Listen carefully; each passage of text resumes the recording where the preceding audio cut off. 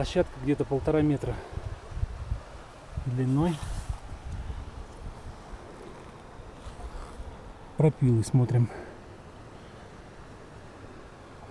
Сегодня мы окунемся в тайну древних пропилов на скалах и мегалитах в очень прочной горной породе в археологическом комплексе Ольятайтамбо.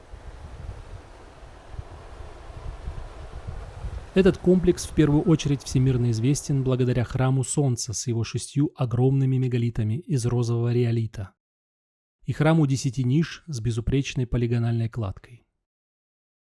Но самое интересное, как всегда, находится в стороне от туристических маршрутов, а точнее в 200 метрах правее от основного комплекса. На небольшом удалении под скалой располагается так называемый храм Инка-Мисана. Это его современное название. С испанского языка переводится как «место церемоний инков». Историческое название не сохранилось. От оригинального сооружения остались фундаменты мегалитических построек, очень точно подогнанные андезитовые блоки стен, удивительным образом вырезанные ниши в скалах и ступеней неизвестного назначения. Знаменитые ступени, которые ведут в никуда, а также обширная сеть гидротехнических сооружений.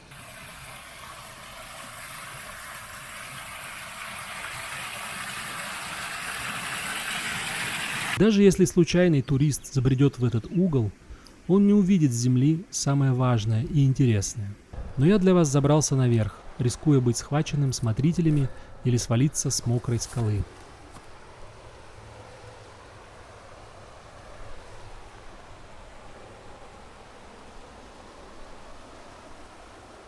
Самая, пожалуй, известная и хорошо сохранившаяся сетка из двойных пропилов находится в неприметной нише на высоте примерно 4 метров. Ромбовидная сетка нанесена по площадке размером 150 на 50 сантиметров и состоит из двойных пропилов по 12 в каждом направлении. Каждый пропил представляет из себя 2 параллельных реза на расстоянии 5-8 мм. Параллельные линии не идеальны. Заметно, что созданы отдельными проходами, и каждый рез в длину сделан не за один, а за 2-3 прохода участками по 25-30 сантиметров.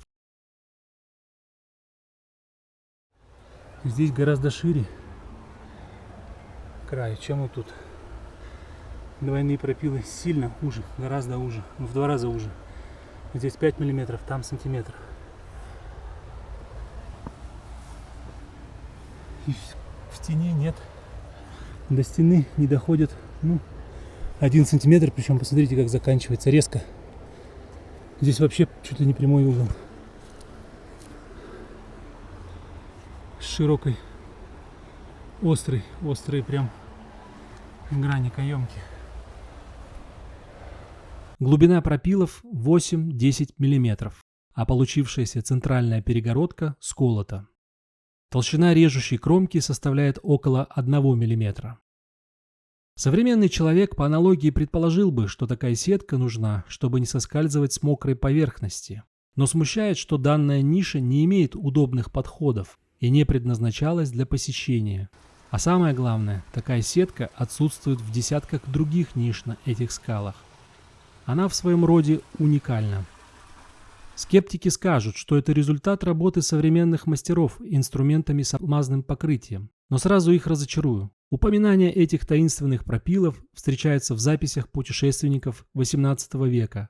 Австрийский ученый Чарльз Вейнер в 1875 году в своей книге «Перу и Боливия» приводит иллюстрацию этой ниши. Также не торопитесь сделать вывод, что это мягкая трещиноватая порода, которая легко поддается обработке. Это очень прочная порода, образованная из кристаллизовавшегося андезитового и доцитового расплавов. В отличие от классического андезита, из которого выполнены большинство древних сооружений Куско, андезит в окрестностях Ольятайтамбо в ходе тектонических процессов опять попал в горную толщу и под адовыми температурами и давлением пребывал в вязком состоянии. Вулканическое стекло замещено хлоритом, серицитом и кварцем. Поэтому в некоторых местах порода имеет зеленый, красный и серый оттенки. Она характеризуется низкой пористостью, а также очень прочными связями между кристаллами, устойчивыми к расколу и пилению. Я взял с собой слишком большой образец и пытался его расколоть, но не смог это сделать ни кувалдой, ни керном из инструментальной стали. Мне помогли только строители по соседству, распилившие его алмазным диском. Материал не царапается ни обсидианом, этот материал скорее сам разрушается, ни кремнем, ни бронзой. Лишь заостренная инструментальная сталь оставляет царапину на поверхности. По исследованиям археологов, у инков и их предшественников не было прочных металлов и сплавов, кроме натуральных кусков железняка, которые они могли использовать в качестве битка. Тем более удивительно, как здесь легко выполнены довольно длинные и тонкие проходы в прочной андезитовой скале. Я бы даже сказал небрежно, ведь в некоторых местах остались канавки, выполненные ошибочно. Жан-Пьер Процен, самый авторитетный и цитируемый ученый, который для нас объяснил чудеса камнеобработки в древних Андах методом тюк-тюк, сам недоумевал насчет этих пропилов. В книге «Архитектура и строительство инков» в Ольятайтамбо ему пришлось создать специальный раздел «Альтернативные техники». В нем он кратко касается проблемы пропилов. Он подтверждает, что пропилы делались проходами по 25-30 сантиметров.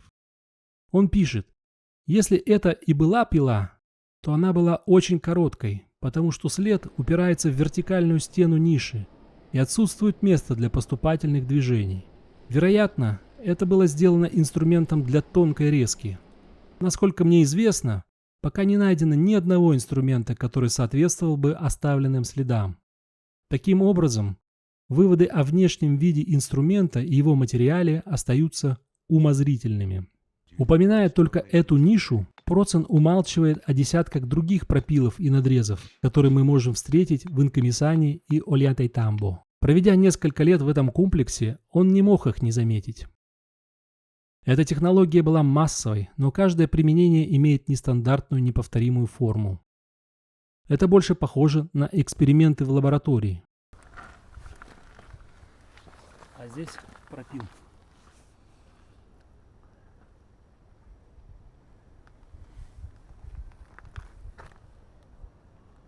И очень плоская поверхность, гладкая. Очень плоская, гладкая поверхность среза.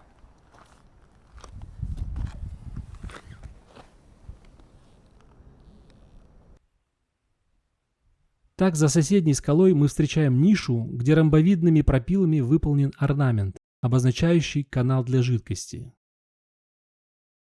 Расстояние между двойными пропилами здесь составляет до 2 сантиметров. Остается неясным, каким образом была выбрана центральная перегородка в этом случае. Режущий инструмент принимал активное участие в изготовлении ниш в андезитовых скалах. Если приглядеться к углам и ребрам, то мы увидим десятки следов, которые никак не объясняет наука. Вот здесь как будто бы пила. Да, есть этот ножичек. Это пару миллиметров толщиной.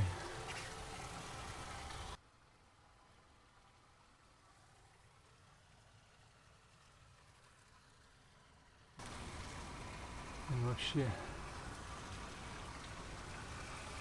это отпилено этой самой пилой. И вот здесь вот она тоже, та же самая нож или пила.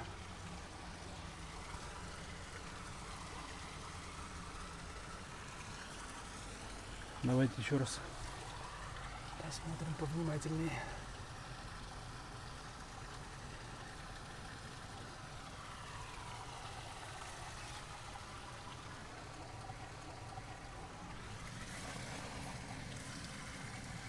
Следы реза. То есть несколько раз инструмент проходил.